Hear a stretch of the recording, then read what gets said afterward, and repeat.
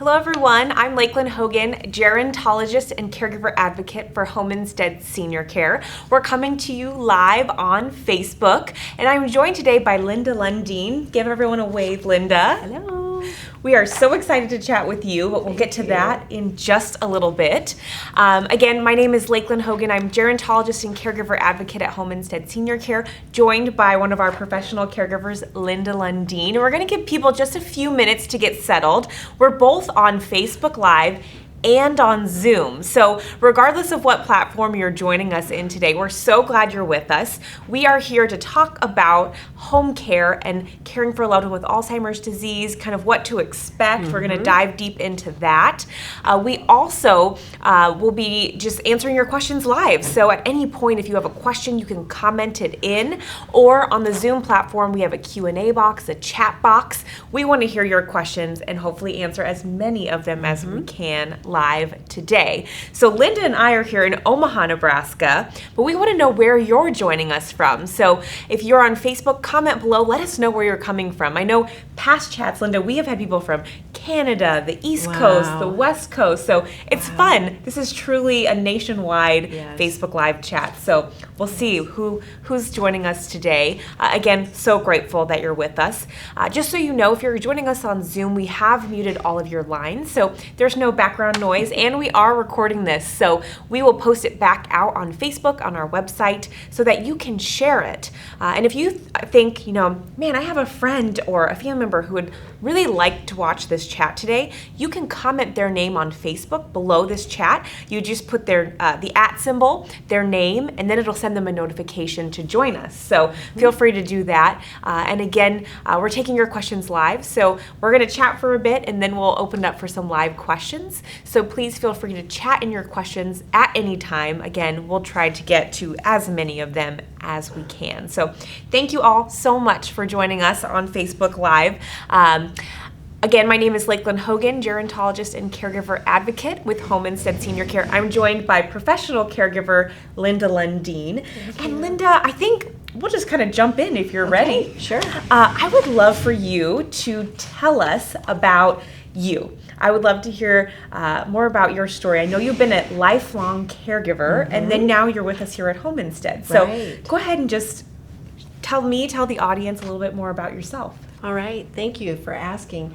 I've had a caregiving bent ever since I was a little girl, and just a love of all sorts of people. And let's see.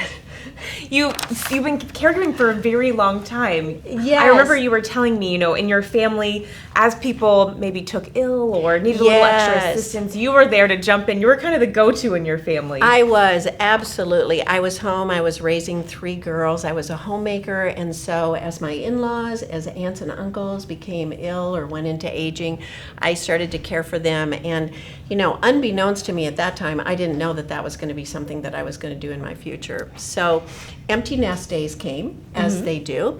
I went back to school and refreshed my nurse's license, and then started taking care of seniors full time. And 5.5 years ago, came to Home Instead. It was a great job decision to make, and through those 5.5 years, I have discovered that my loves are dementia care and hospice care. I just really enjoy doing that kind of work, and I do have free time. I take it. I think it's really important as a caregiver to give yourself some respite and time to enjoy the things that you love.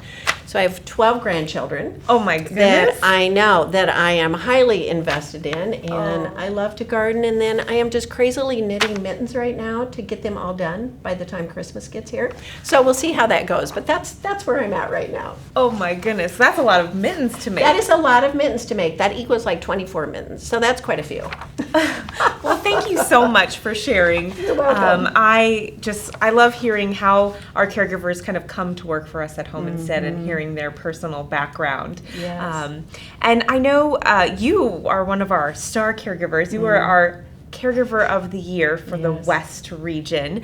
If you're not familiar, Home Instead Senior Care, we do an annual Caregiver of the Year award where we let our offices nominate a caregiver, an outstanding caregiver, and Linda was one of our regional winners. And as you'll get to know her a little bit more on this chat, you will see why. She is an outstanding caregiver, and again has been with us 5.5 years. And so we're talking today about home care because a lot of times family caregivers are caring for a loved one with Alzheimer's or another type of dementia at home, and they're wondering, is there support out there that can help me? Maybe I don't want to move my loved one, but really I need a break. But it can be a little scary, or there's just so many unknowns about bringing someone into your home to help provide care and support. It's a very kind of personal thing to bring someone into your home. So we're here today to talk about home care and answer some of your questions so that you can learn a little bit more, meet one of our outstanding caregivers, and hear firsthand what it's like to have a caregiver in the home. So Linda, I thought next you could maybe tell us a little bit about what you do as a professional in-home caregiver, the kinds of activities that you help with, the relationships you build, that sort of thing. Yes, okay, that's a great question. I have done all kinds of care. I've done companionship care, which means we go into a home and we are there as a companion. We do puzzles, we read books, we watch their favorite TV or movies. We take them to doctor's appointments, we take them grocery shopping, we fix lunch, we go for walks. I mean, it's really wonderful. Like if a senior is living by themselves and their family, especially is not in Omaha, that they're not in town, and then we go in and we can be an on-site eyes, ears, and let the family know how their mom or their dad is doing.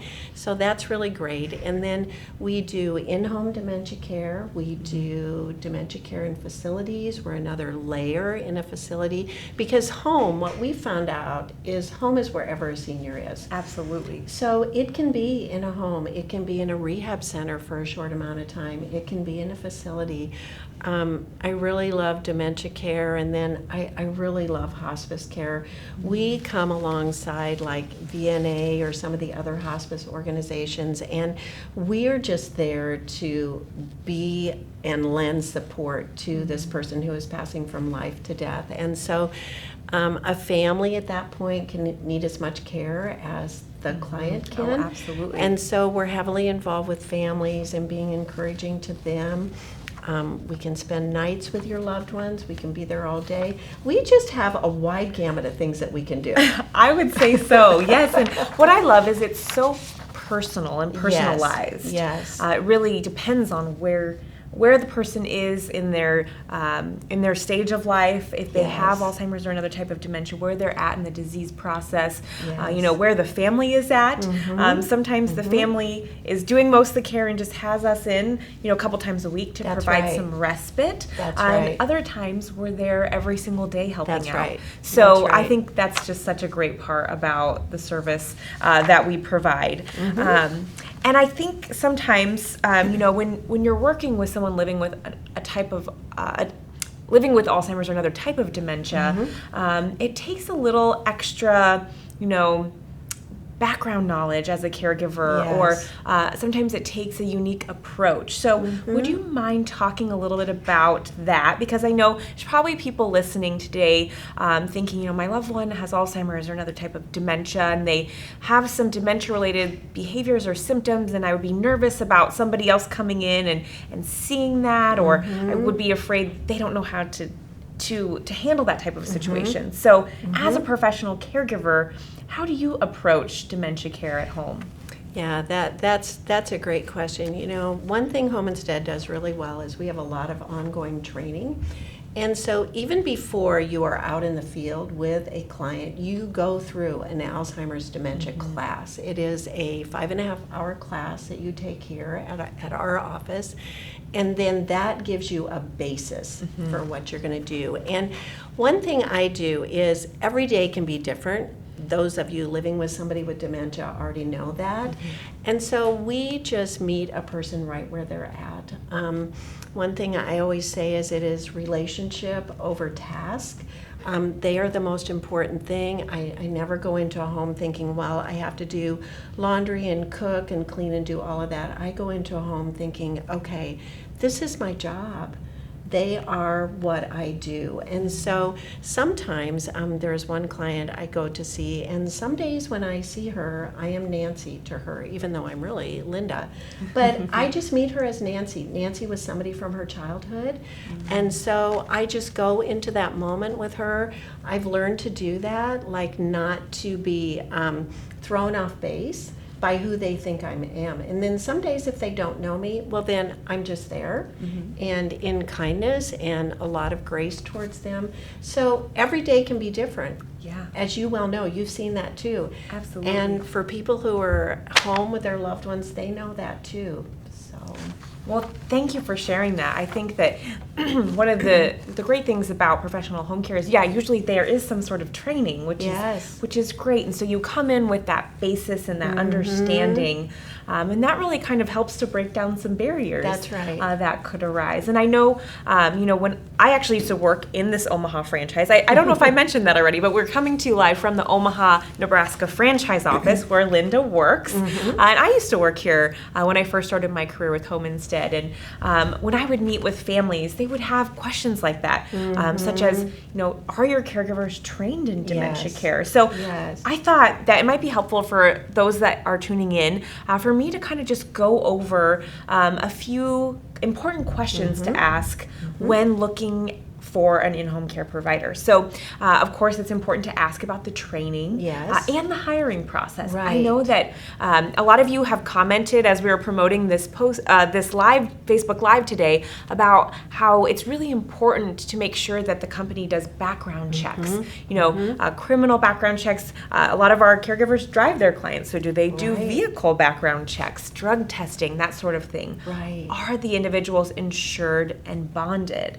Because I know a lot of times families think, well, I could hire professional care, or I could hire a family member or friend, or I could go online and search for, a CNA who needs or who can provide care to my loved one. And, there are pros and cons to each. That's right. That's but right. I think one of the great benefits about, working for a company or employing hiring an in-home care company is that they do those thorough background checks. They insure and bond and the caregivers, and also there's a whole office team to support the caregiver and the professional caregiver, the family, and the client. That's so exactly there are some benefits. So you want to definitely ask questions about that. Ask, what kind of background checks are done? What is their hiring process?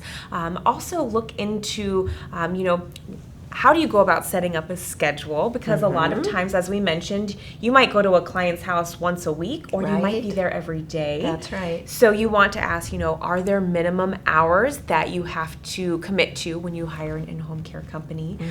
And then also, quality is something that I know at Home Instead we value, is quality care. So when you're interviewing various home care companies, you want to ask, what are your quality assurance measures? Do you have a process in place? And I know at Home Instead we definitely do. So it's important to ask about that as well. I jotted down just a few notes so I wouldn't forget any important questions or questions that families should ask. But another one is, what if my regular caregiver gets sick or goes on vacation? What happens then? So you want to ask, do they have backup care? Because I'm sure you take a vacation from time to time. Right, exactly. And so your clients, they get used to you. That's right. So it's nice to know that the families you work with will be sent another caregiver in your place while you're absent. So that's, again, another important thing to ask when you're looking for a home care provider. So just a couple of questions to get you thinking, but we do have a great home care solutions guide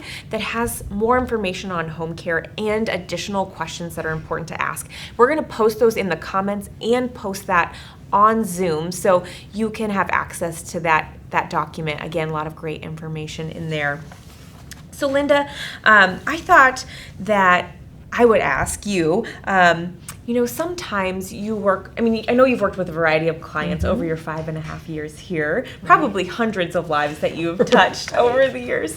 And we know dementia is a progressive disease, meaning that it will get progressively worse over time. The person will lose more and more of their abilities. So have you worked with any clients that, you started out maybe doing some companionship care and your care has grown? Kind of talk us through some scenarios or how you approach that kind of a situation. Okay, yeah, that's a great question.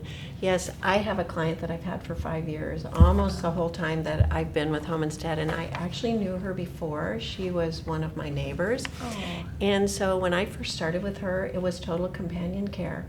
We would go for walks, we would go outside. She was in her home at that point. We would do puzzles, we would read. She loved Antique Roadshow. We would watch Antique Roadshow. In those days, her husband was able to go out of town and take respites, and Home Instead would provide like a whole weekend so that he could go away and rest. And 2 years ago, it was time for him to move her because they were both up in their 80s, and he was getting more and more tired because he was doing all of the night stuff, and life was changing for them. So he moved her to a facility, and he moved all of Home Instead caregivers right along with her. Oh, wow. So we have been able to walk with her from the beginning of her disease to where she is now. And yeah, my care for her has changed immensely through the last few years. Where I used to just sit and give puzzles or do puzzles with her, now I help her shower and get her dressed. Some days I need to feed her because she's not able to do that herself. We do a lot of redirecting with her. Just so that she can have some things that she likes to do, and if she kind of forgets those, we like show her how to do those. So yes, we can be like start at companionship and then go all the way through. And I tell you, Lakeland, that's a privilege because you knew them like before. And that's also another really wonderful thing. I feel like sometimes families wait too long to have us come. Like if we can come when a person is almost like at the beginning of their diagnosis, or maybe towards a third of into their disease, or however that needs to look, we know them there. And because we have that basis for information, then we can just track with them because we already know so many of the things that they loved and enjoyed. Yeah. So those kind of situations are just really a privilege, and it's been great. Oh, thank you for sharing that example. And I know part of our quality assurance process at Home Instead is checking in to see, how are things going. And I think, just as you so beautifully stated, we can really grow with the needs as those needs grow. And again, meeting the individual and their family where they're at is so important. And we do find that people come to us maybe in a crisis situation, and ideally coming in before that crisis occurs, or earlier in the diagnosis, as you had mentioned, can really go a long way in helping to establish that comfort level in that relationship, and then again gives that caregiver time away. Because I know I talk about on these live chats all the time of how important caregiver self-care is for family caregivers. And so Linda, I know we were chatting earlier, you've seen the benefits that family members have gotten because of home care and getting that time away and having that extra support. Could you talk a little bit more about that? Sure. I think before we went live, we were talking about a client that I have now, and his wife was pretty resistant to having anybody come in because he is still at home. He is pretty young. He's in his early 70s. And she just has been his caregiver. She has done a great job, but she was getting more and more tired. And so she decided that she would do 9 hours a week. That she would give us a trial run. And I thought that was a great idea. So we have been in there, and it's been wonderful. She has taken up swimming again. We've been there for a year now. So she has started to swim again. She has revisited some hobbies that she used to do. And that's great. I really see life coming back into her like that. It's not only watching what happens with your clients, but it's like watching the joy that you can bring a family member because they are finding a little bit of themselves because they've been so wrapped up in caregiving that they've lost a lot of who they are. So to come back and to say, oh, I used to love framing, I think I could pick that up again, that's what she's been doing.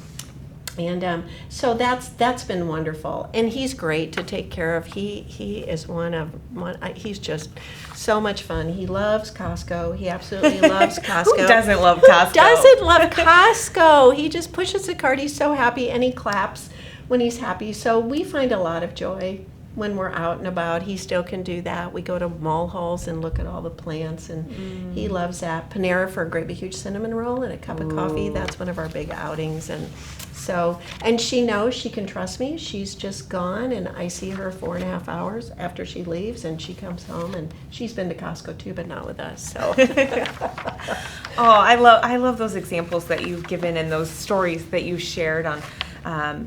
It is truly not, of course, the individual we're caring for is front and center, but that ripple effect of how it impacts the family also is so meaningful. And so,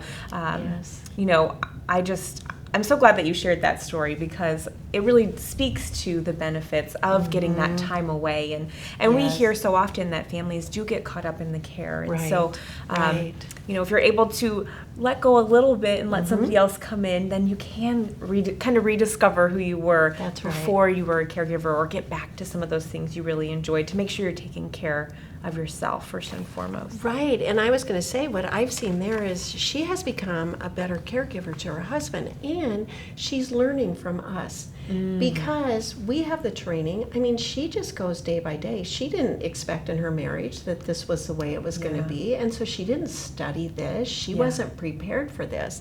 So as she watches how we as caregivers maneuver with him, and as our client care coordinator comes in and talks to her, I would like to give a plug for that too, if I could. She calls the office a lot and talks to her client care coordinator. Just talks over things that are going on, and can you help me with this? Can you help me figure this out? And our staff here is tremendous. They can answer the questions. They are highly invested in our families, which is so great, because when they are highly invested in our families, then we can just take care of our client. And once again, like you say, it's a ripple effect between us, between the office, and so there's this whole scope of great care that goes on for the people that we serve. Oh, that's great. Yeah, we kind of all come around the client and the individual that we're serving, the person living with dementia, to enhance their life, to enhance the family's lives. And it's only through great caregivers like you that we can do that, and our great office staff key players. So we hope that this has just given you a little bit of insight into the work that our professional caregivers do, and a little bit more about home care. Of course, we provide this service here at Home Instead Senior Care, but we know there's a lot of wonderful providers out there. So when you're going to look into home care, it's best to interview a couple different companies, ask those important questions that I mentioned earlier, and really get to know the values of the company, and really try to understand how the care that you could receive from home care could really benefit your loved one and you as a family member. So with that, I think we can open it up for some questions. I know we have some questions coming in from you all on Facebook Live. If you're joining us on Facebook, you can type your comments below, or your questions in the comments box below. If you're joining us on Zoom, there's a Q&A box and a chat box at the bottom of your screen. So feel free to type in your questions at any time. We'll try to get to as many of them as we can here. We had some that came in ahead of time, so I thought we would get started with those, and then we'll go from there. So again, please feel free to send us in your questions. We are now taking your questions live, and again, thank you so much for tuning in. So one of the first questions we had is, a lot of times family members will find that their loved one is resistant to having care in the home. And so how do you approach a situation like that? If you're told, okay, Linda, you're going to meet Mrs. Jones today, but she's a little bit hesitant about having somebody in her home. You as a caregiver, how do you prepare for that scenario? And then how do you kind of overcome that, that barrier to get on with the wonderful care that you provide? Yes, that's a great question. I get it that Mrs. Jones is nervous and anxious. I actually am a little nervous and anxious myself because we're both going into a new situation. So one thing that our client care coordinators do is they are in the home before we are, and they are gathering all kinds of information, like what does Mrs. Jones like to do, and who was she in her past, and what are we going to be doing for her? And then I have access to that information if Mrs. Jones is going to be my client. So I have looked at that, I have studied that, and Lakeland, a lot of times when I go into a home, I already feel like I'm on the verge of a new friendship because I've seen links of commonality. So when I go in there, I already know so much about her. I can sit down and I can start to talk. And people warm up if you know something about them and if you reach a common ground. It's very, very helpful if family members can share like their favorite foods, exactly what we're going to be doing with them, if they have favorite TV shows. Like I had a client who, she didn't want me doing anything with her until after The Price is Right was over in the morning. So you know what? And she told me that. So I'm respectful of that. I do other things for that hour, or I cheer The Price is Right contestants on right along with her, and we have a cup of coffee, which is super fun, and then we get rolling with our day. So, it flows, but sometimes it takes time and it takes a lot of patience and a lot of grace on our part. And I remember a client I had, he was a businessman, and I literally did not see him for the first few weeks. He was in his office. He would leave me lists of what I was supposed to do. Oh, okay. And I would just tell him, I'm here. Okay, that's fine. And then, I knew not to bother him, but as he saw me being trustworthy around his home, doing what he needed to have done because his wife had passed away, then he started to open up. And then we were able to start going out and to be doing things together. And we brought a lot of joy to his life. There were a whole group of us that were in that home, and it was really fun. But it took some time, and we understand that.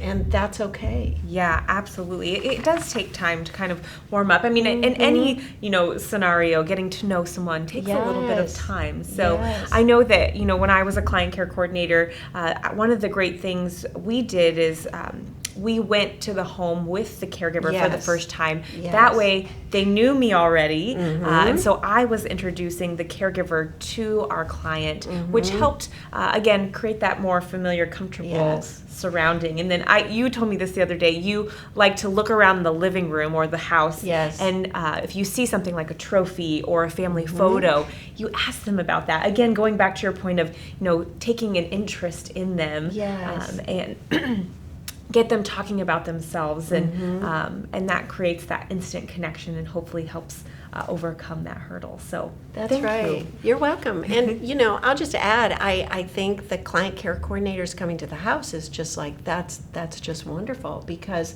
there is already a link to us, and so they know that we are just not somebody who's walking in their home.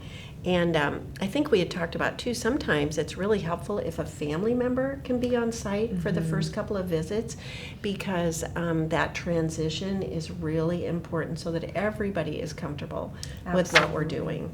That's another great suggestion. So whoever asked that question ahead of time, we really thank you for that question. And we had another question that came in about, how do you pay for in-home care? We know that majority of the people we serve pay for these types of services out of pocket, so it's privately funded. Unfortunately, Medicare, Medicaid Medicare and Social Security do not cover it. In some limited cases, maybe Medicaid would cover in a Medicaid waiver. But we also know that long-term care insurance, if your loved one has that type of a policy, that might cover in-home care. And then also if your loved one is a veteran, there could be benefits available, so you can check with the local VA.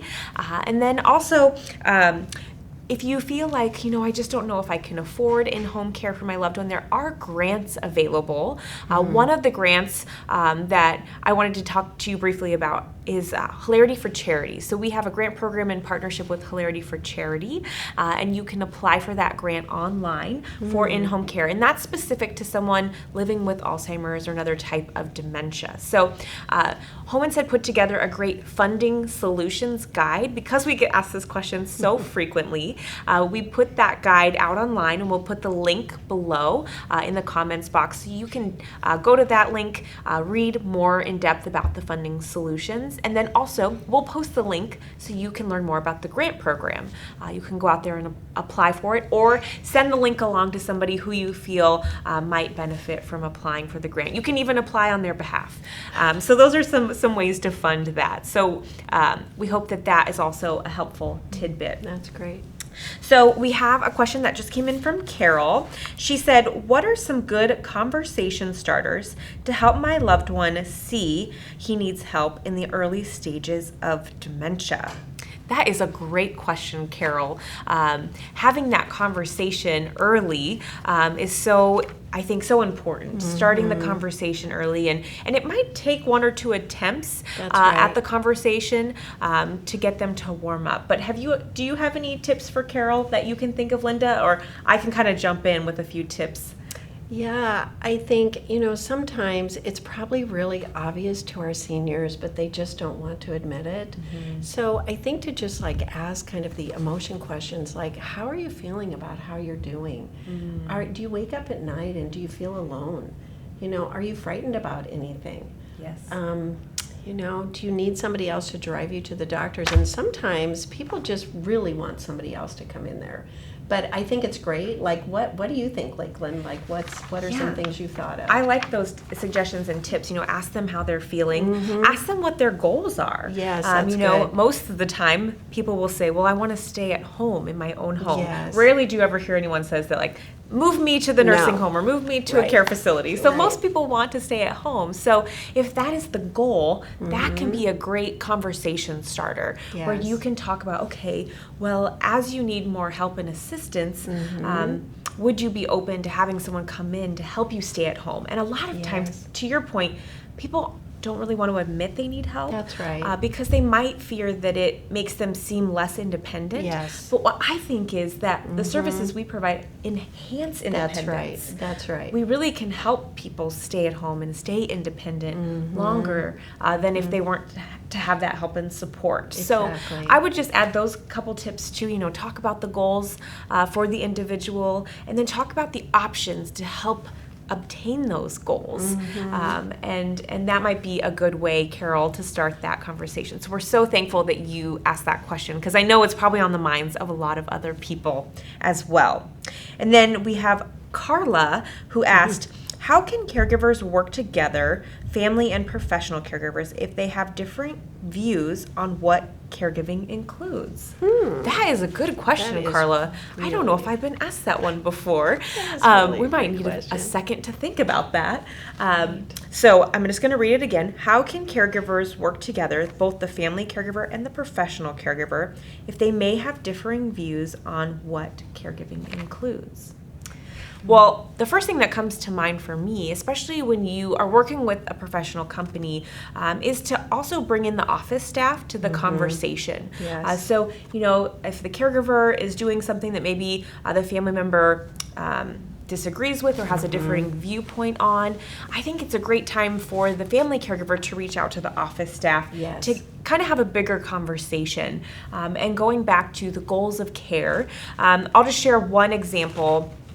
If we think about it, let's say if the individual is maybe more advanced in dementia and she's always been a very snazzy dresser, but she just doesn't want to go through that daily routine, or maybe she has her favorite sweater that she wants to wear every day, and yet she has this beautiful closet full of clothes, and the family member might be thinking, well, why isn't my mom wearing all these beautiful clothes? She always was a snazzy dresser.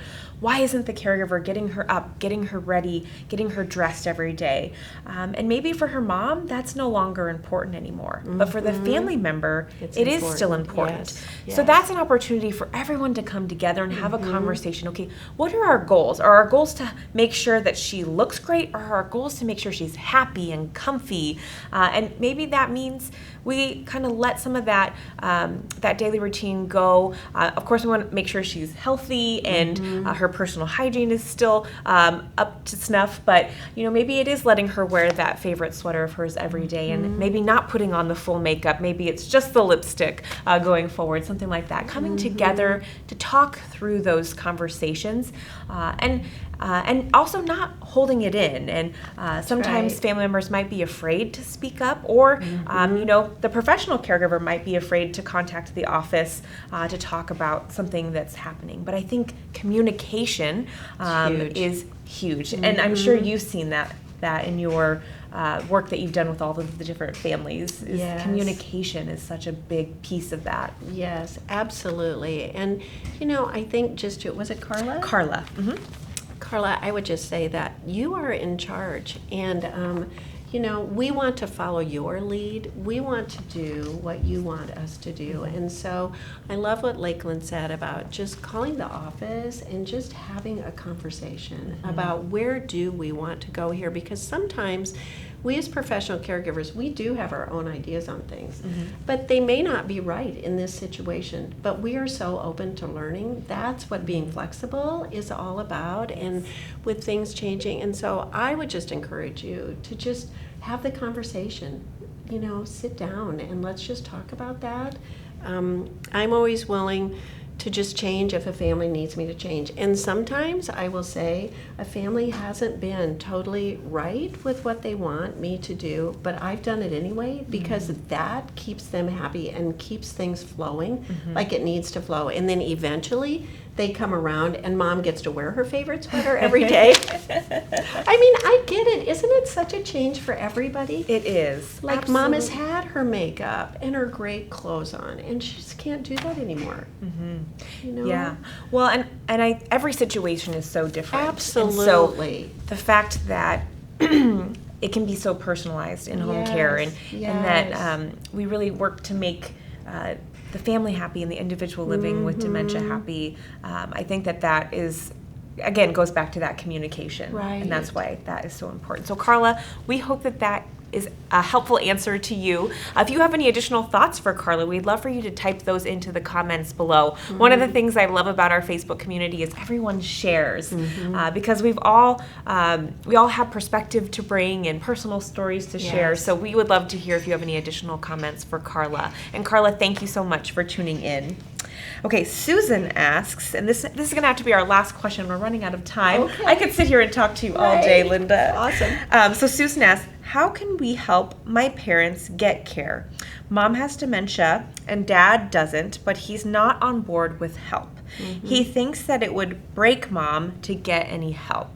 What are some ideas that we have for Susan? So, Susan, my heart goes out to you. We see this situation more often than you would think, where one parent really does want help and the other doesn't, or one is resistant, or maybe not willing to accept or admit that they need the help. So, Susan, we hope to give you a few ideas here. Do you have any off the bat, Linda, or do you want me to jump in with a few comments for Susan? Yeah, why don't you jump in for a few, and I'll think a minute. All right. So in this scenario, Susan, sometimes, and again, I don't know all the background, but sometimes it can be helpful to have a suggestion from an outside individual, like a physician. So the next time you're at the physician's office, you could maybe call ahead and let them know you're considering in-home care, and maybe bringing that up as a topic of conversation. Because sometimes if you hear it from an outsider, you might be more willing to say, okay, well, it's not just my daughter who thinks this is a good idea. The physician does too. So that might open up the option for a discussion or opportunity for discussion. Another thing that I sometimes suggest to families is approach it kind of from the trial perspective. Linda, you had shared a story about how one of your clients kind of used this on a trial basis, but ended up loving it. So you could approach the conversation and say, you know, as a gift to you, Mom and Dad, this Christmas I'm going to pay for the first month of care, or let's at least sit down with the organization, interview a couple, ask them some questions, and then try it for maybe 30 days. And as a family, you can reevaluate after that 30 days. You can ask, your mom, did you enjoy having someone here helping you? You can ask your father, was it nice for you to get a break away? And again, you can also go back to that goals of care conversation. Yes. So talking with your mom and dad and saying, what are your goals? Again, my guess would be to stay at home. And so again, approaching it from that perspective of, okay, we want to help you stay at home, Yes. but we also want to make sure that dad, as the primary caregiver, you get time away so you can take care of your own Yes. health needs. And this in-home care is a great opportunity for you to get that time away and to also make sure that mom's well cared for while you're away. So those are my initial thoughts, and Susan, we hope that that's helpful to you. Do you have any to add, Linda? No, I think it's great. My favorite one that you said was about getting the doctor involved. I've seen that many times where if a doctor just floats a suggestion, then the seed is planted and the person starts to think about it, and then it can just evolve from there. So that's great. That's really, really great. I love that. Well, Susan, we hope that those answers are helpful, those suggestions. Again, if you have more suggestions for Susan, we invite you to share them with us in the comments section below. But really, that's all the time we have today. Linda, I want to thank you so much for joining us. You have been such a wealth of information and insight into what it's like to have an in-home caregiver care for someone living with Alzheimer's or another type of dementia. So thank you so much for joining us. And we thank all of you for tuning in. We do this live chat every month, and so we do again on a monthly basis. We cover a variety of topics. So today we focused on what it's like from the professional caregiver perspective. Next month is Family Caregiver Month, so we're going to have a family caregiver named Terry on, and she's going to talk with us about what she went through with her mom, who recently passed away with Alzheimer's disease. She had in-home care, so getting that perspective.